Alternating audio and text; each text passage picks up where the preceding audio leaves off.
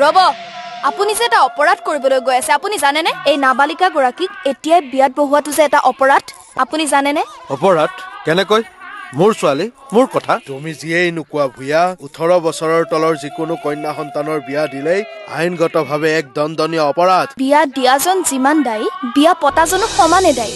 এতিয়া তাই পঢ়া শুনা কৰাৰ বয়স, খেলা ধূলা কৰাৰ বয়স। তাইক খেলিবলৈ দিয়ক, পঢ়িবলৈ দিয়ক, আৰু চাব এদিন আপুনি তাইক লৈ গৌৰৱ অনুভৱ কৰিব পাৰিব।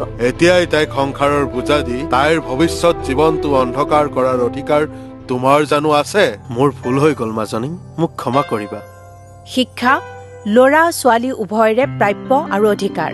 আপোনাৰ কন্যা সন্তানক তাইৰ এই প্ৰাপ্যৰ পৰা বঞ্চিত নকৰাব।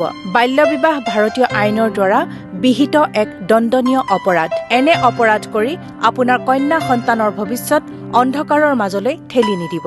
শক্তিশালী কন্যা, শক্তিশালী ৰাষ্ট্ৰ। বেটি বচাও, বেটি পঢ়াও।